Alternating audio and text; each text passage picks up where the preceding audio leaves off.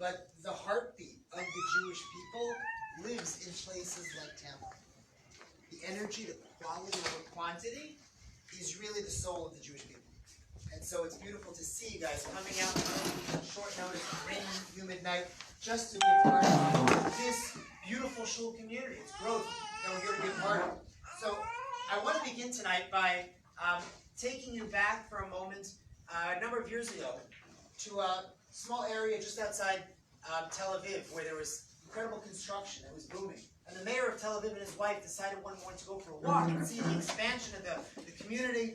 And as they're walking past this construction site, one of the construction workers whistles and hollers at the mayor's wife.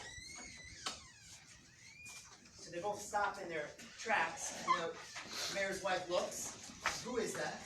She walks over to the fence where the construction workers, and she starts a conversation. And they're kibitzing, and they're laughing, and they're joking, and the mayor's standing back. What's going on? And a few minutes later, she joins her husband, and he says, "What was that? Who were you just talking to?" It was, "Oh, him? He and I used to actually date in high school." And the mayor says, "What?" He says, "Yeah, we were actually pretty serious. We were actually talking about getting married, and we were very serious." And the mayor starts laughing. And he says, "Oh, my dear, it's such a good thing I came along, and I swept you off your feet. For had I not, so today you would be the wife of a construction worker." And she looks at him and says, "No, my dear, you have it all wrong. For if I married him today, he would be the mayor of Tel Aviv."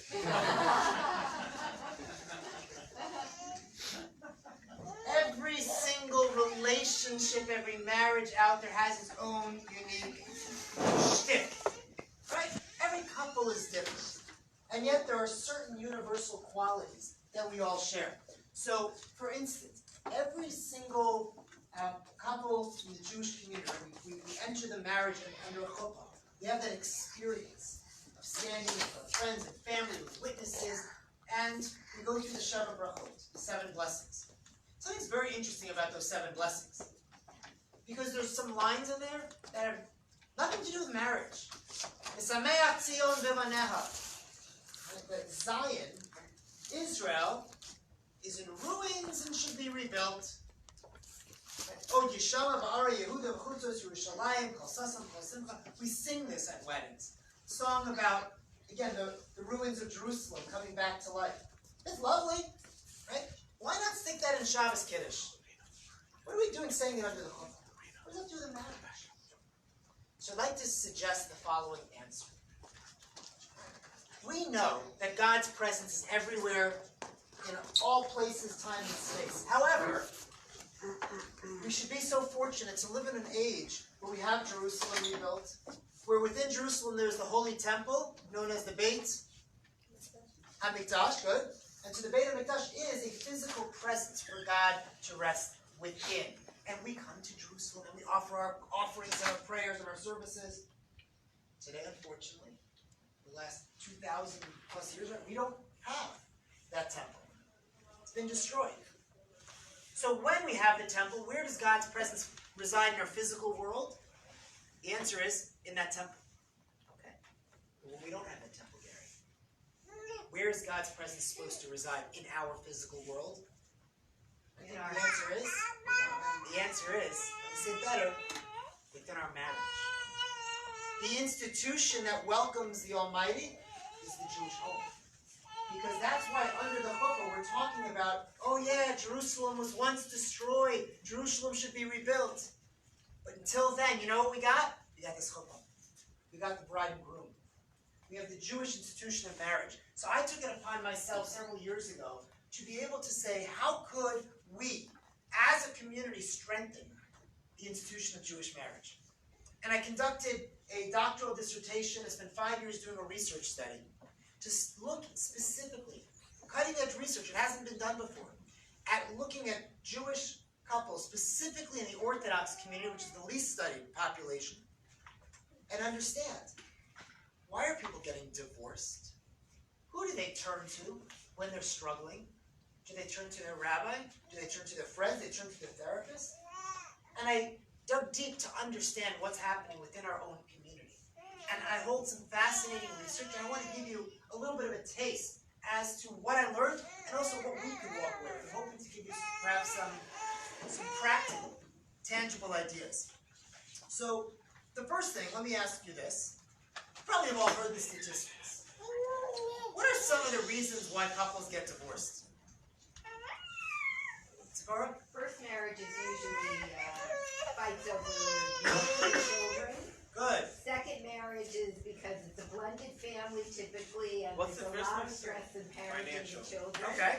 So hang on, wait a time. Excellent, excellent.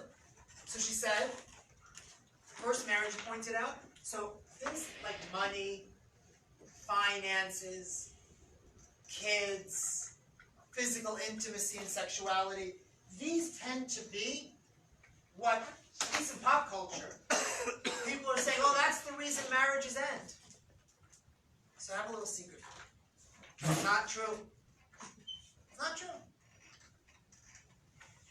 Those things are simply the topics that couples are discussing, fighting about, miscommunicating, misfiring, when they get into it and the marriage starts to dissolve. Meaning, finances or kids, that's not ruining the marriage. It's how do we talk about this? If you can talk about it in a civilized way, that's great. If you talk about it in a way where it's counterproductive, the marriage starts to go down the toilet. So those topics shouldn't be scary to any of us. What we really want to focus on is, do we have the skills to communicate? Do we know how to really listen and understand what our partner is saying? So in my research, one of the things that I found when it comes to things that couples in the Orthodox community were struggling with were very real problems that we find in every community. So 57% of those who divorced said communication was a problem. That was the highest factor that we found. 57%. That's a lot. We had almost a quarter say that their marriage unfolded because of infidelity. And again, in the Orthodox community, important to realize, no one is immune to those challenges. 46% said mental illness played a role in the way in which the relationship deteriorated. So all of these are just different factors. So what I want to kind of step back now and think about is, if we understand that these problems exist, 57% are getting divorced because they can't communicate. Okay? What's the solution? Teach them how to communicate. Shkoyah. Thank you, we're done. That's it. Everyone go communicate. Right? This is a no-brainer. So why is it so hard? Right? Like when my cardiologist says, just diet and exercise, that's all you need to do. Shkoyah, thank you. Like I didn't know that, but I'm not doing it. Why don't we do that which we know? So when it comes to the erosion of marriage, the problem that we find with communication. So there's in 1969, a best-selling book. Millions and millions and millions of copies were sold, called The Intimate Enemy, by a Dr. George Vaca and Peter Wyden. And the book basically said, you know what the problem is when people fight? It's they keep it all bottled up. Here's the solution. You sit with your therapist, each of you gets like a Nerf foam bat, and you bonk the other person over the head, and you tell them what you don't like about them. Don't keep it in. Let it out. And this was the hottest thing. In the 70s, this was, you go to couples therapist, don't keep it in. So you would sit with your spouse and you'd say, I really hate the way you criticize me. Whack! Say, yeah? Well, I can't stand the way you leave your socks on the floor. Bam! And this is going on and on and on. And people were like, wow, this is amazing. The problem was no one was studying the efficacy to ask, hey, wait a second, does this work? And that's what happens. We hear a problem, we think we know what the solution is because it sounds good, but no one's really studying it. And we don't know if it's actually going to be effective and help people or not. So one of the things that researchers then did is they spent 10 years looking at this mode of communication, of airing your resentment, and telling your spouse how much you hate them. You know what we actually found? Good evening, welcome. Hi, I'm so sorry. No, we're happy you're here. Thank you. Sid, you know what we actually found here? That when couples aired their resentments against one another, something interesting happened. Guys, you know what happened? The marriage went down. It eroded even more. So what we found after 10 years of studying this modality, we realized, wait a second, don't do it! It's terrible! It's one of the worst things that you can do to try to help your marriage. You're going to make it worse. So this is where we begin to understand that research plays a critical role in being able to know, well, what does work, what doesn't? How do we actually help address the problem? And here's where a nice Jewish boy, actually from Bergenfield, New Jersey, where I'm from, in the 1970s, a fellow by the name of Dr. John Gottman comes on the scene. Dr. John Gottman is a world-renowned researcher. He walks around wearing his kippah. 99.99% of the work he does, and he's spoken to millions and millions of people, but it's for the non-Jewish community and the Jewish community. But he doesn't work in it, but he wears his yarmulke proudly, and it's an amazing thing to see. He's on TV, on the news, speaking in every country you could think of. He's wearing a yarmulke, and you look at that and you say, wow, that's something impressive. And he's not like the, fully, Orthodox Jew. He's a Jew. And I met him recently, and I asked him about that. I could ask him anything. I had like an audience with him, and I could ask him anything about his research. And I just wanted to say, man, what gives you the strength to wear your kippah? And he just said to me, it's who I am. And that really resonated with me. But let me tell you what Dr. John Gottman's research found. So in order to appreciate his research, you have to know him. He is somebody that got married and then got divorced. So he got remarried, somebody else. And then you want to know what happened? He got divorced, got remarried. You see the pattern here? He had terrible luck with women. He is a scientist. He's a mathematician. All he wants to do is study linear equations. And he was terrible when it comes to his social life, dating. So he and his good buddy, his researcher friend, Bob Levinson, the two of them decided, we're terrible with girls, but we're really good with math and research. Why don't we do research to study how to get girls? And they had a hard time getting a grant to cover and fund their research. But they started off, and they said, let's study what, they didn't have a hypothesis, which is crazy in the world of research. They said, let's just look at two different groups of people. Couples who are happy and couples who are unhappy. And let's just watch them, and let's see what it is that we learned. So fast forward for a minute today, Dr. Gottman has analyzed, not just watched, analyzed intensively over 4,000 couples in the course of the last 40 years. And today, he can sit and watch a couple have a fight. 15-minute argument. In the first 5 minutes of their argument, he's going to say, okay, take out a piece of paper, write on it his prediction, whether they're going to stay married or get divorced. Fold the piece of paper up. Follow up with that couple a couple of years down the line. And let's see. Open the piece of paper. Are they married or are they divorced? How often do you think he's right? More than 50% of the time? More than 70% of the time? Really? You're a betting man? More than 80% of the time? Schopenhauer doesn't allow betting. So he's actually right 94% of the time. 5 minutes of watching a couple fight. Why is that remarkable? Because now we understand something we never knew before. That there are visual, measurable, observable behaviors that couples do that if we just hone in on them, we know what they are, we can capture them. And we can correct them.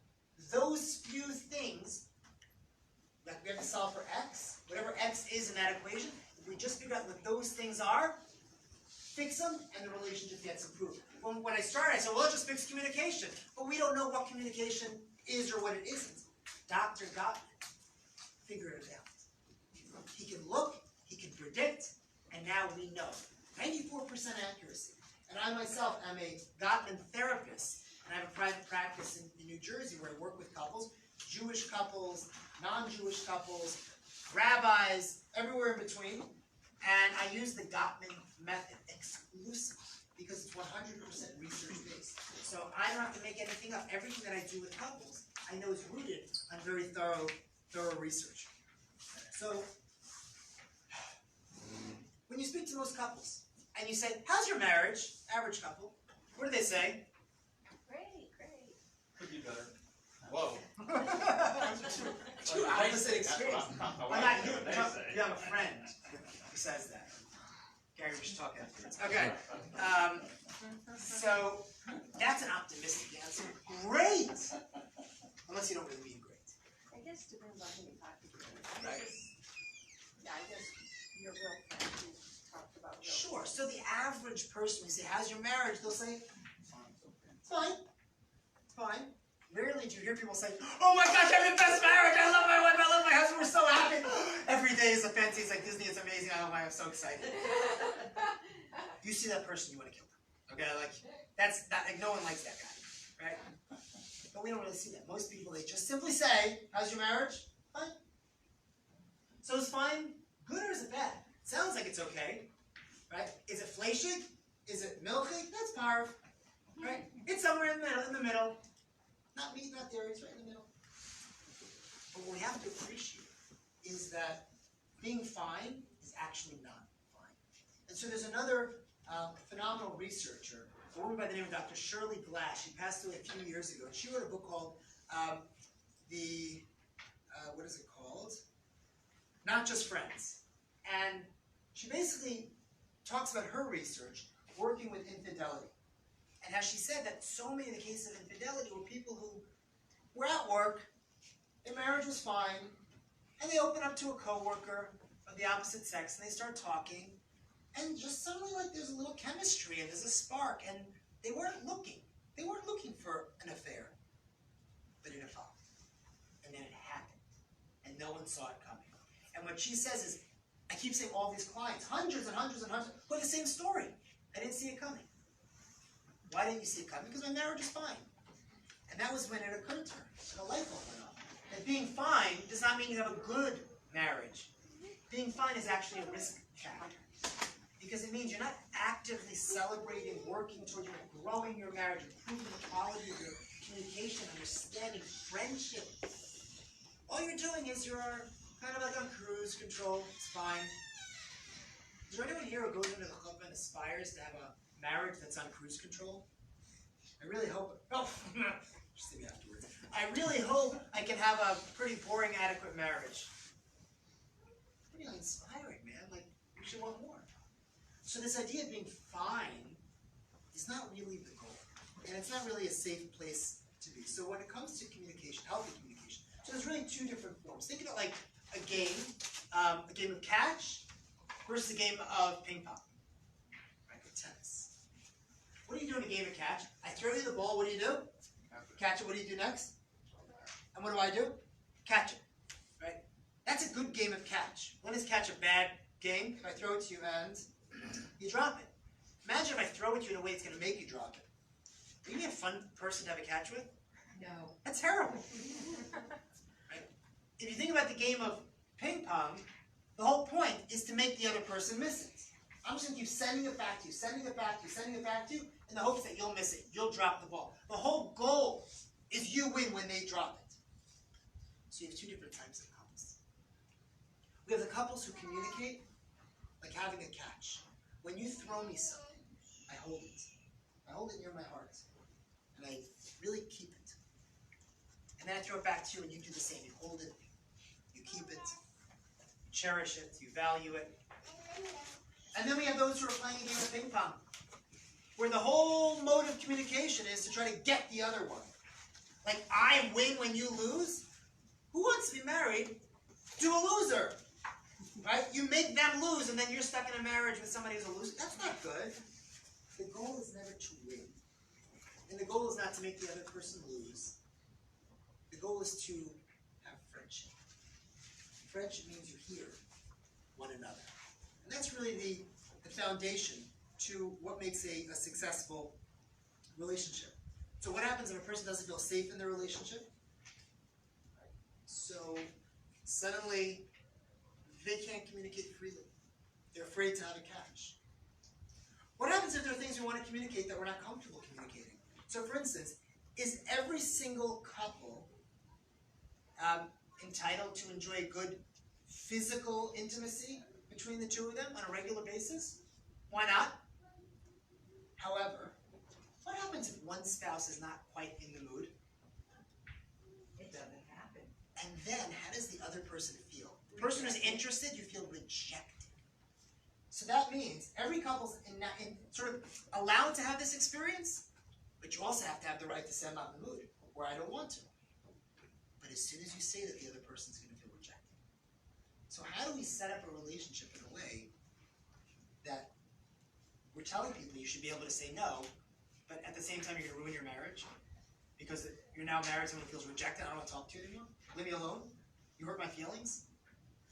So how do you throw the ball in a way that I catch it? So Gottman shared with us some techniques. I'm going to be giving you a couple of quick techniques tonight that you can take home. So one of them is to not end the sentence with a period, but to continue. Put a comma and keep talking. You know, I'm not in the mood to be intimate tonight, comma. But I'd love to make some popcorn and watch some Netflix. I'd love to go for a walk together. Not in the mood to be intimate, but I'd love to play a game of Scrabble. Or just hold hands, or fill in the blank. If you add the comma and continue the sentence, you're saying to the person, just know I don't reject you.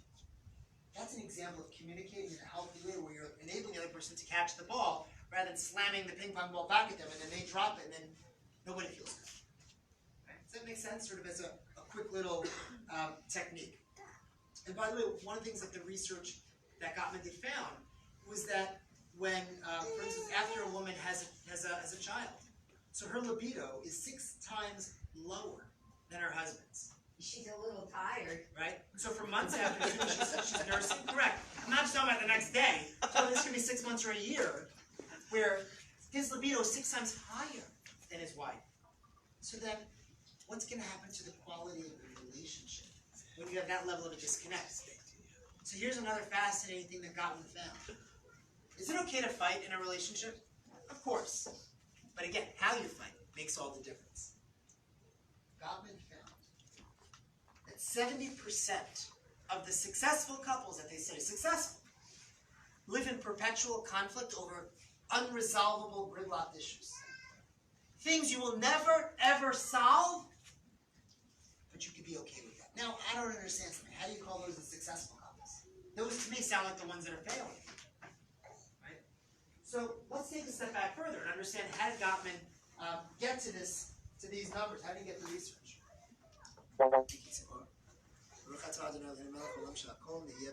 Amen.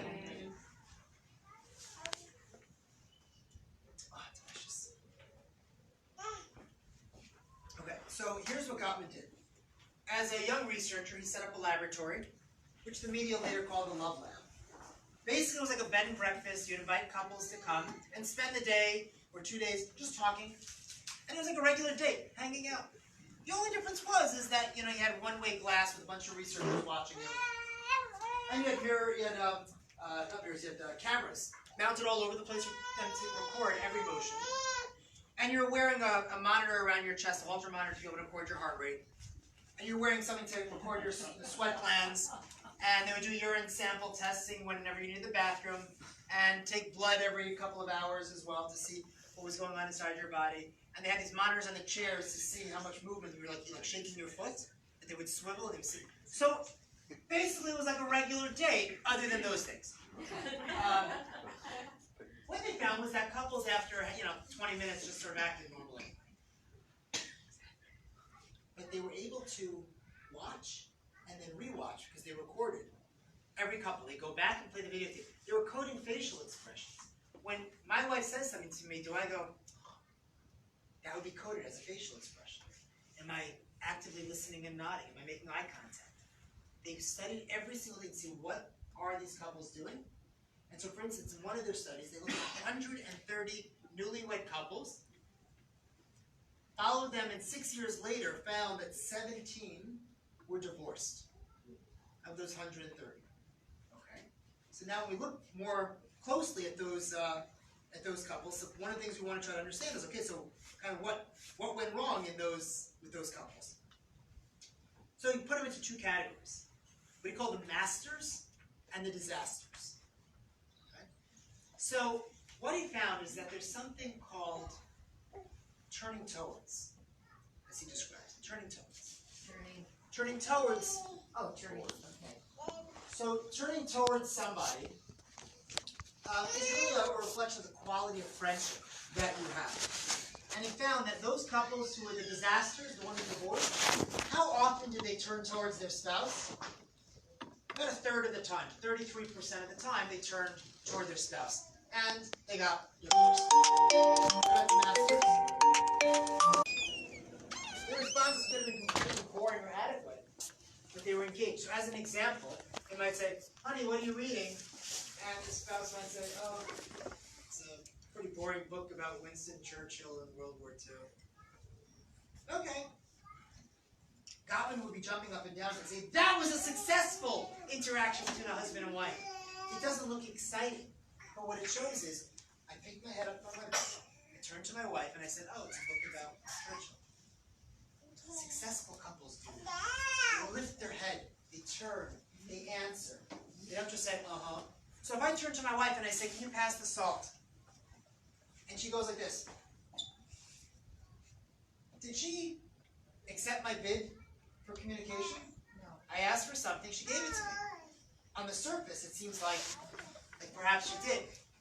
Was that really a good interaction? No. You know why? Because she didn't really acknowledge the inner human part of me, our friendship. So imagine now, the same thing, honey, can you pass the salt? And you know what, Matteo, you know what she does? She goes like this, uh-huh, sure. Just like that, and passes it. You just added a little, uh-huh, sure. That changes everything. Couples who last, do those little things, uh-huh, sure. No problem. How about the ones who just like, oh, you're going to be bothering me, always bothering me, right? You're in real trouble. Right? We don't call that a healthy bit for communication, but at least they're interacting. Okay. So one of the things that we want couples to be able to do is to feel safe talking, to feel safe interacting with each other, and learning how to communicate. Successful couples can say anything to each other. And we find that they have a 5-to-1 ratio of positive to negative, as opposed to bad couples who are doing a 1-to-1. So if I'm going to tell my spouse that, you know, you have terrible breath, that might be something a spouse might say. How many hurt your feelings? You have terrible breath. You should know it. And I'm not saying whether that's a good thing to say, bad thing to say, but you're going to say it. So an unhealthy couple is just going to come out and say it. A good couple is going to come out and couch it, frame it, with 5 positives. Thank you, by the way, for your help with the dishes last night. Also, I appreciate you doing carpool. I don't know what I would do without you. Really very special. You may want to brush your teeth. Right, smell. And then after that, how about you and I go for a walk and go to the park together? When you're couching it within those positives, don't you feel like it's easier to receive than the spouse just says, oh my God, you have terrible breath? Who wants to be in that relationship, right? So we want to make sure that we're adding the positives. So what we're doing is kind of like hacking the marriage. We learned what marriages need to be successful, and all we have to do is go back and add those things, and we can't. Even if it feels artificial at first, by adding those things, we actually can make the marriage better. 2 last points that I'll make about this. Gottman found that couples get flooded. Basically, when you're attacked, you go into fight or flight mode. So he had all these, monitors hooked up to people. When I work with couples, I have them wear a pulse oximeter on their finger, like you wear as a doctor, and it beeps when their heart rate goes above 100. And that tells me, okay, guys, let's calm down. Some people are they're traumatized, they're susceptible. So by looking, you don't know what's going on in your head. But if I'm looking at that pulse oximeter, it tells me you feel threatened. Your brain is sending a signal of, okay, you better dump a whole bunch of cortisol into your bloodstream, the stress hormone, and go into fight or flight, which means I'm ready to fight you. I don't want to talk about this. And you're getting mean, you're getting nasty. The language center of the brain starts to shut down. So you're not even talking clearly. Well, wait, make your point. I don't remember what I was going to say anymore. We've all done that. What was your point? I don't remember. It was something about, I don't know. Is anything good going to come of that fight? So when a person is flooded, take your pulse, know where you are, and say, you know what? I'm feeling flooded. Let's postpone this conversation to later. takes about 20 minutes of being calm, like reading a magazine or playing Candy Crush or whatever you do. You just reset, and your body will naturally flush out those chemicals, but they're not going to go away just by continuing to talk about them. You never want to have a fight when you're in a flooded state. Okay? So that's something else you learn by integrating the biology, the physiology, into what classically we refer to as the psychology. Right? We have to know what's going on in the body at the same time. Last point. One of Gottman's greatest contributions was that he identified 4 things that couples do. This is what he looks for when he predicts with 94% accuracy. 4 things couples do that will pretty much lead to divorce. And if you're doing them, you can easily, not easily, if you stop them, you can reverse the trends and really make a big improvement to the marriage. It's what he calls the 4 horsemen of the apocalypse. Basically, sort of indicating the end is near if you see these 4 things. What are they? Number 1 is stonewall. Stonewalling basically means we're trying to have a conversation, and I'm doing this. Am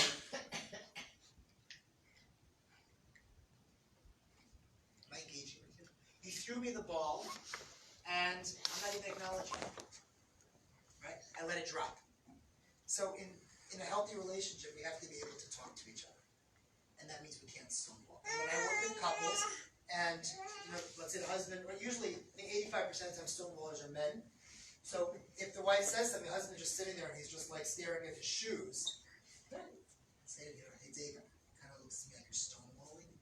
And usually that's a sign of a person being flooded, that inside they're that fight or flight, like I don't want to do this. If I speak up, I'm going to say something I regret because I'm pretty mad right now, and me just shutting down is the easiest way to cope with it.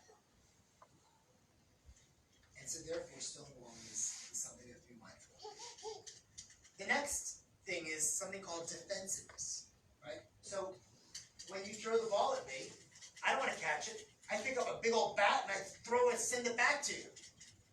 So when you say to me something like, let's say you give me something harsh, and you say like, I can't believe you left your socks on the floor again.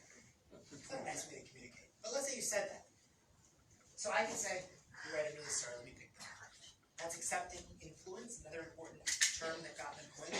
Couples who are successful accepted influence. If you say pick up your socks, I'll say, sure. But also, I might be defensive.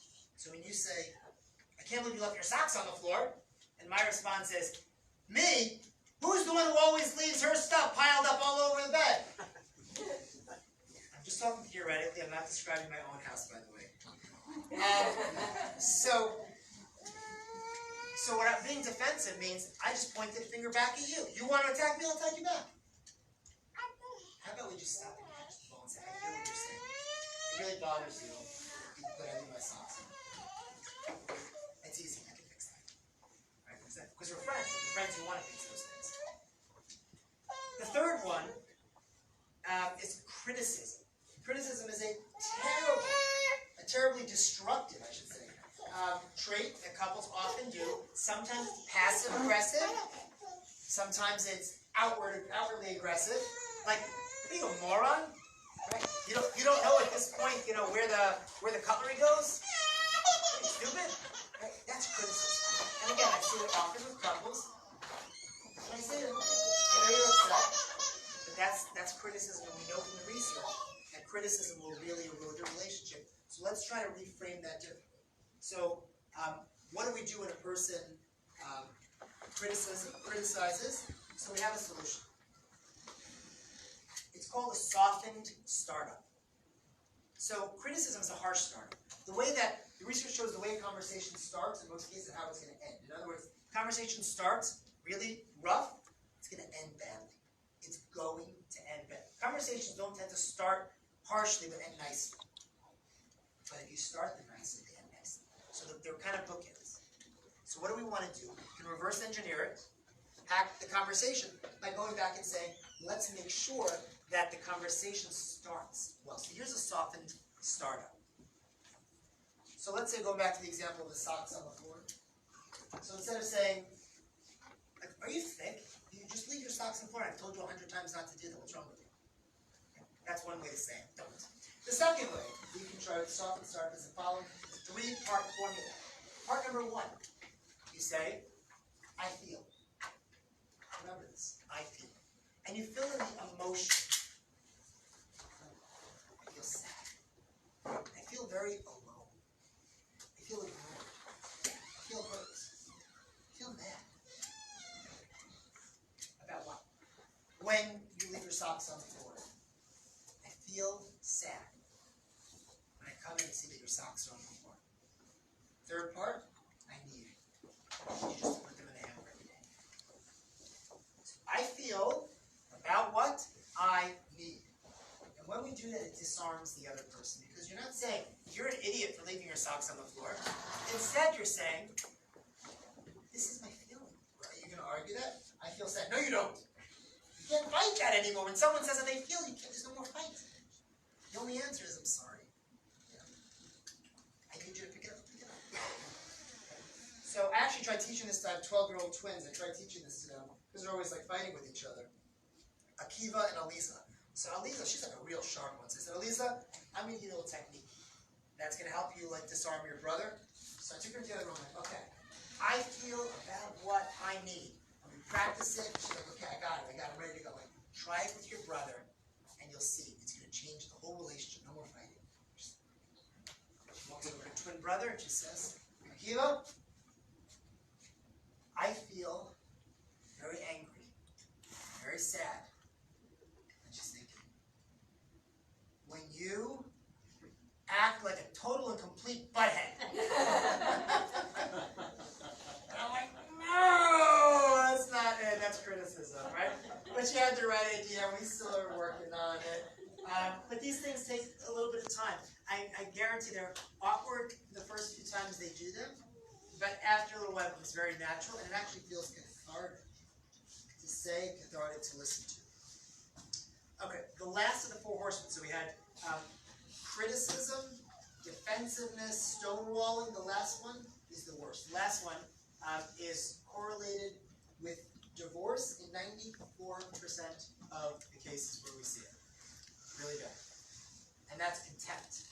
Contempt, when you see contemptuous behavior, it's looking down on the other person with disgust. I'm better than you. You make me sick. I just can't stand it.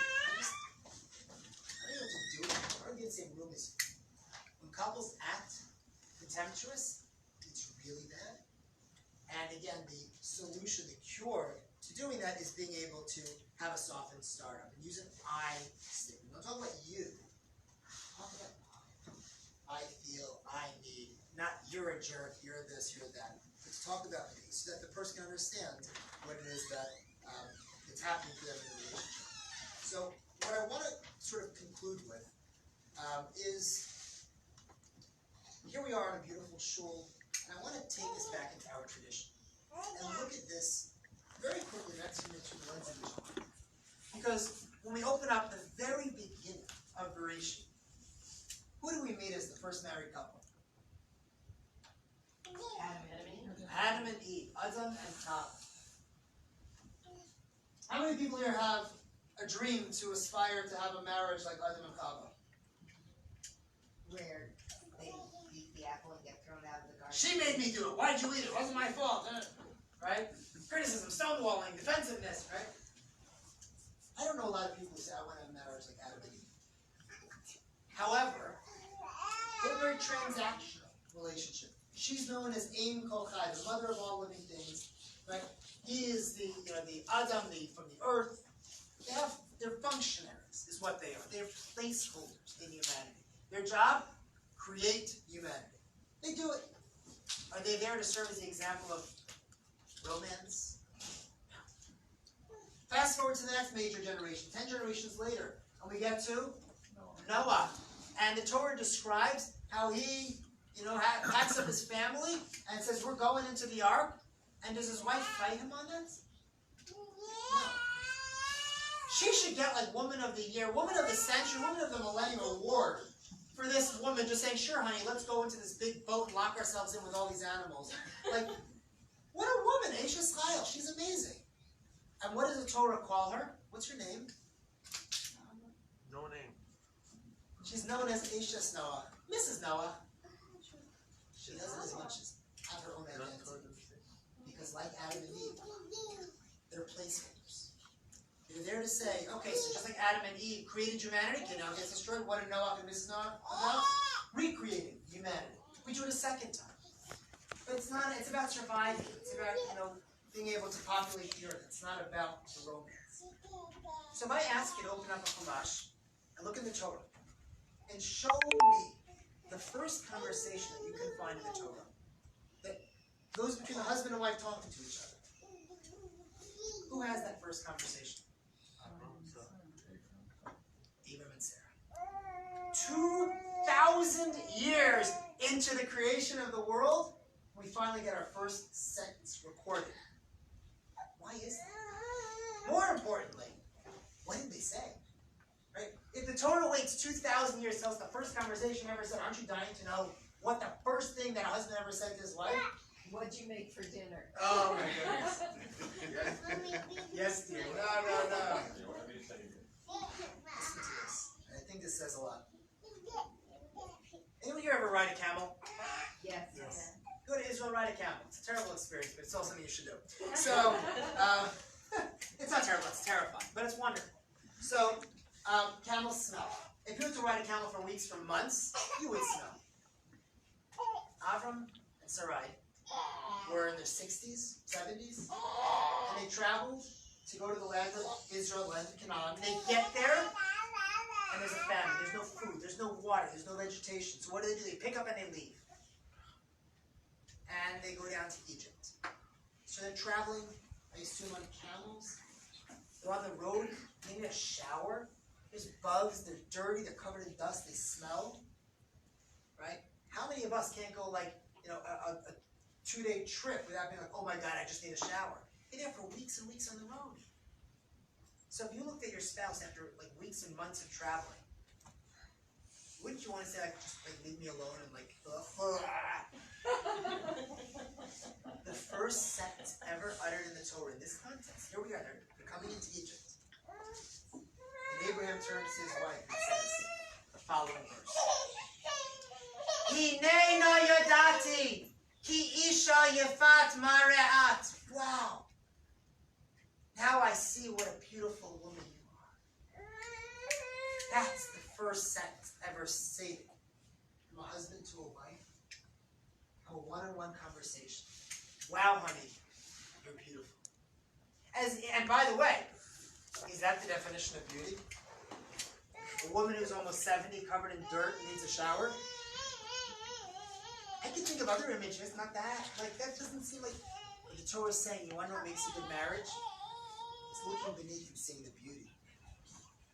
Qualities of an Isha style, the woman who lights the Shabbos candles, who creates the atmosphere in the home, the smell of a challah that's baking, right? Inviting guests, being kind, compassionate, caring, saying blessings and prayers. The woman has the power to create the environment in the home. And Avram saw that in his wife. He looked beneath the surface. And all he saw was beauty. Wow, honey, you're beautiful. And that's the type of intimacy that a healthy relationship has. That you can talk to each other and say things that come really very much from the heart. I'll give you one last example. Can I give you one last example from the Torah? Are we okay? Yeah. Okay. So, we talked about the 4 horsemen that you don't want to do, right? So one of my favorite illustrations in the Torah is that, fast forward a couple of chapters, and we're in chapter 16 in Genesis. Avram and Sarai are now they're at the point in life where they just want nothing more than to be blessed. It's the ultimate blessing of children. They haven't been blessed. And they're hoping, and they're longing, and they're wanting this blessing. It doesn't come along. So what does the Torah say? What happens? Sarai turns to Avram, and she says, look, I don't have any kids, but I have a maidservant. Can someone tell me what the maidservant's name was? Hagar, excellent. Hagar. So why don't you marry her, and maybe I will be built up through your relationship with her. It'll change our luck, our chemistry. Something will shift in the universe if you have a child with her. So, I know a lot of guys that if their wife said, let me make an offer to you. Why you I'm going to make an offer to you.